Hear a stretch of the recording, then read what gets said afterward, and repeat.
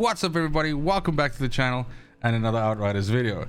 Now over the next couple of days or weeks we'll be able to start looking at a whole bunch new builds for the game. With Worldslayer coming out, the possibilities are endless, but the first build that I'd like to bring to your attention today is something that I've taken to calling the Turret Slave.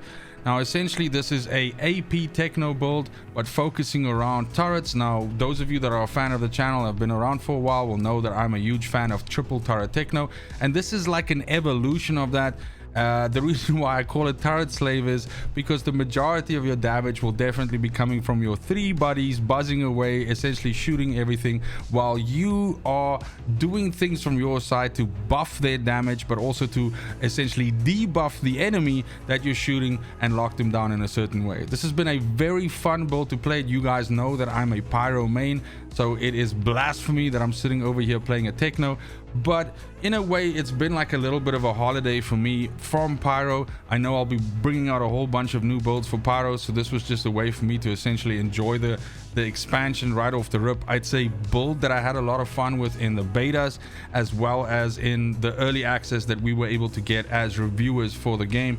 And even though it was hit, I would say, heavily by the patch that we saw on Tuesday, the balancing patch, it still kind of kicks all sorts of ass. Now the basic gist of the build is that, as I've mentioned, you are trying to get 3 turrets out, and in the footage that you're seeing in the background right now, you can see that essentially it plays very similar to triple turret techno, and that is that you're dropping your turrets out, you're using cold snap almost in an aggressive way to essentially lock down enemies and pop them when they get close, but also in a defensive capacity to protect yourself from taking damage. And then the way that I've built this is, on the one side, to try and dip into as many percentage based additional buffs, modifiers that you can get from mods, but at the same time as well, the way that I configured my weapons is to also introduce as many debuffs as I possibly can to the enemy. Now when you do all of this together, you kind of reach this sweet spot where you are debuffing enemies, making them take more damage, and at the same time all of the mods that you have on your armor is actually buffing up the damage of your turrets. And so you kind of meet in the middle, your turrets are cutting shit in half and you're basically laughing all the way. Now I tried this build with all 3, I would say, options that are available for it. So of course Flame Leper, the new set, is something that I tried here, essentially converting all that toxic into blight fire and seeing if those dots were doing more damage. Of course there's also the new set for specifically for turrets, which is basically called Techmonger, and I tried that out as well. And then of course we have to acknowledge the bulldog on the block, Borealis, which very much still is a thing. Now I don't think you can go wrong. I definitely think Flame Leper out of those 3 is the weakest option, but I don't think you can go wrong with running Techmonger instead of, as what I'm going to show today, running Borealis. It is a slightly different way of playing, because with Techmonger you have to be cognizant of essentially refreshing your turrets, let's say, more often than not, because you're trying to stack that damage buff up that comes with Techmonger, whereas with Borealis you have the flat damage increase to frozen targets. So it kind of plays a little bit different, and I have to say, after doing a whole bunch of hours with Techmonger and then switching to Borealis, it was like a little bit of an adaptation for me, because I had to get used to like now actually leaving my towers out to shoot for a bit and not refreshing them that much.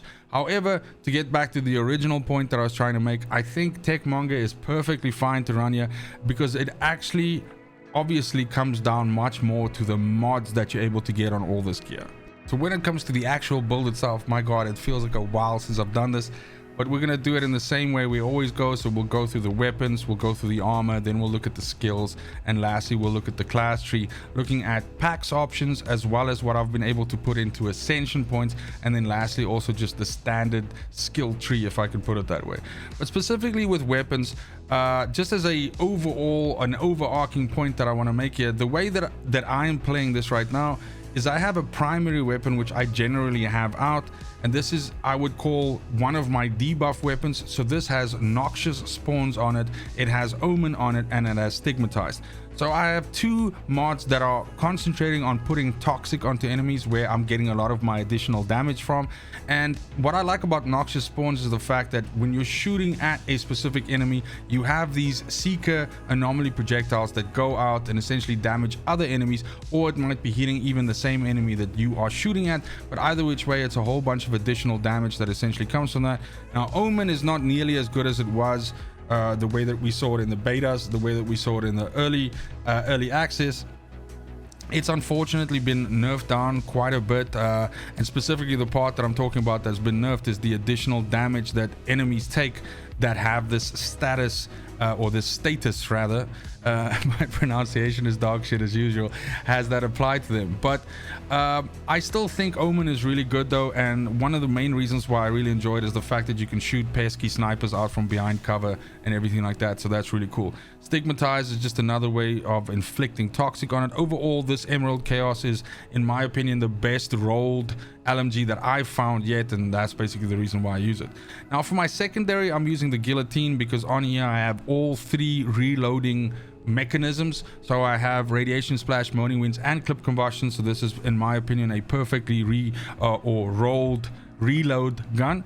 I would have preferred it on another shotgun just because of the fact how long the Guillotine to actually shoot its shots out. But beggars can't be choosers, and I'm 100% happy with this. But I definitely roll this into my my, let's say, you know, like the standard rotation in combat. I definitely still do use reload mechanics a lot. It's too good not to. That's basically the point. It's extremely efficient.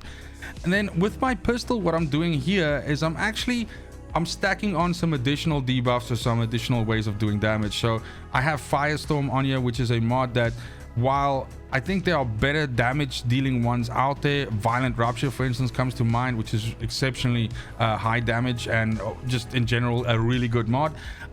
In a perfect world, I would have a gun that has Violent Rupture, Firestorm, and Weakness Trap on it, or Weakness Bullets. But in this case, I have Strings of Gauss on this pistol and Firestorm and Weakness Trap. And as you saw in the footage earlier, every time when this is off cooldown, I rip out the pistol and I hit something so that it gets Firestorm on it and it gets Weakness Trap on it as well. Then when we get over to the actual armor, as I mentioned, I'm actually using 3 pieces Borealis and 2 pieces Techmonger. So my headpiece is actually a Techmonger piece that rolled twins. Twins is essential because you do want to get that second cryo turret. You get a lot of your damage comes from cryo turret, especially due to the fact that it's buffed up by other mods. So it's just really, really good.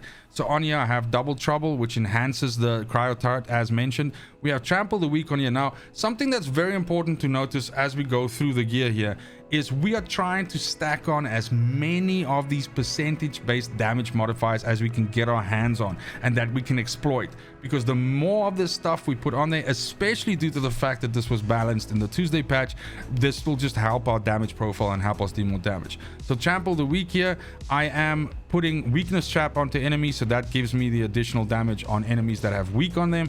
And then, like I mentioned, I have Twins on here as well. Then when we go over to the chest piece, this is of course our first piece of Borealis, so that we get access to Icicle Storm, so that my cold snaps can do that nice little, you know, explosion after I deal enough damage. This is a fantastic way to clear out a pack and make some distance for yourself. I have Radical Therapy on here, of course, because of more damage to Toxic, and I have Bloody Boost on here for more damage to Bleed. I am also causing bleed on enemies by shooting them with Omen, so that is just a little bit of additional damage that we get from there as well. Then we get over to the pants, our second piece of Borealis over here with Captain Hunter on, of course, because we want to be dealing more damage against those pesky bastards. We have freezing. I'm pretty sure it's freezing, but okay, cool. We have Freezing Boost on here for some additional damage to freeze. And we have Virulent Compound, which is another version of Captain Hunter, basically, specifically, you know, dealing more damage against enemies that have Toxic or Bright Fire on them. But when I say enemies, I mean elites. And so these elites will explode when they're killed, and it'll do a little bit of damage around them as well. But this is just, again, as you can see, the name of the game here is stack on as many additional damage modifiers as we can. When we get over to the gloves, that's our third and final piece of Borealis, giving us the 3-piece, which gives us 50% additional damage to frozen. As you can see there, we have shatter on here, we have improved coolant on here, which doubles the fire rate of your cryo turrets. Really good. And we have long winter on here as well, which means that my cold snaps just reach all the way across the arena, and I'm able to get enemies even far in the back and possibly create this whole chain reaction with killing a whole bunch of stuff. Last but surely not least, on my boots, I have Euthanizer, I have Hail Shot, which gives me additional damage on my turrets, my cryo turrets, based on my status power. Now, we have quite a bit of status on this build. We have some on our gun, which is usually out when we're running around. We have some on some of our headpiece, so that's the second one. We do have some on our chest, that's the third one. We do have some on our pants, that's the fourth one. And that's basically it. So 4 out of 6 possible pieces, right? So at any given time, you're going to have 1 weapon out and you're going to have 5 pieces of armor on. So 4 out of 6 is really not bad, and that actually makes quite a bit, you know, of a difference in additional damage. And then last but not least, I have Cold Purification on here, which says that when I activate Cold Snap, it removes negative statuses from myself and my allies, and actually gives us negative status immunity for 3 seconds. I don't need this mod, and there are several other options that I might look at for putting in here. Maybe some additional damage to bleed, if I can find it, like Tainted Blood, I think it's called, which gives you additional damage to bleed. So that's just more damage on the Omen when the debuff is on the enemies, or perhaps some other survivability options. Look, in general, you don't struggle with survivability with this build, so I think this is kind of like a free slot, and you can essentially put anything that you want in here. But I do like the fact that I can offer a little bit of synergy to my teammates, so I can strip, you know, negative status effects off them and help them out. So Cold Purification is kind of cool for me in this. Now, as a given, you'll notice that essentially we're trying to get anomaly power on as many pieces as we can, but what we have to bear in mind though is that the Borealis set comes with firepower. So we are going, and this is going to make sense when we get to the class tree, we want to find alternative ways of raising our anomaly as high as we can, right? Because 2 of our pieces are going to firepower, and then 1 of our pieces are going to anomaly, and 2 of our pieces are going to health. Okay. So then when we get over to the skills, I think that's pretty apparent by now. We're of course using Cold Snap, we're using Blighted Turret, we're using Cryo Turret. It means we have access to 3 turrets, and we have Cold Snap that we can use as a defensive or a aggressively offensive tool to push into an area. We have relatively low cooldowns on all 3 of these. Cooldowns is now, with Worldslayer being a thing, and the fact that you can level your gear up so high as we go deeper into Apocalypse tiers, I would say that cooldown reduction is becoming easier and easier to hit the cap, and so I wouldn't concentrate on worrying about this too much. The 8.6 on Cold Snap is super fast, and that comes up more, you know, faster than you might think. In fact, most of the times the enemies are frozen for half of those 8.6 seconds, which is fantastic. And then of course with the turrets, you'll be able to refresh them long before they expire. Now, getting over to the class tree, first thing, we'll just look at the base class tree. So here's where it gets spicy. There's a whole bunch of different ways that you can go about this. In my original triple turret techno, I simply went straight through the middle. And what I made sure to do was picking up Exposing Toxin and Marked for Execution over here, and I was picking up some additional survivability with resistance over here. So I was double dipping over here, double dipping over here, and essentially it was just contained in one straight line. And if for reference you want to know what I'm talking about, please refer back to my triple turret techno build from back in the day.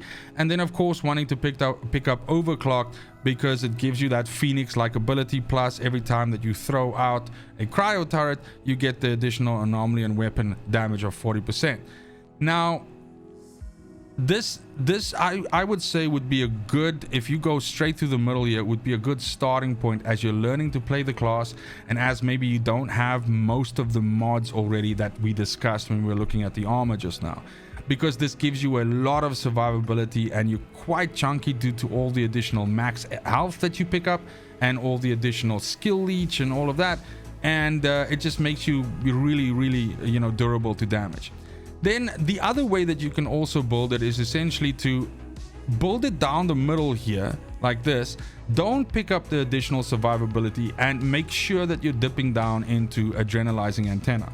Now, generalizing antenna is really good because you have a blight turret that's on a super low cooldown, and every time you throw out this blight turret, it gives you a 30% anomaly power increase for 10 seconds. Now, your cooldown is far below those 10 seconds, so if you're diligent and you pay attention, then you can essentially make sure that you always have 30% additional anomaly power, which is huge.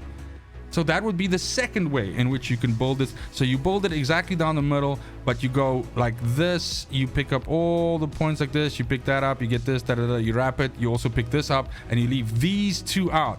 That's going to give you enough points to drill down into a generalizing antenna. Now, the third way, and that's the way that I've built it here, is because I'm using Borealis, I want to pick up additional anomaly so that overall my anomaly value is more.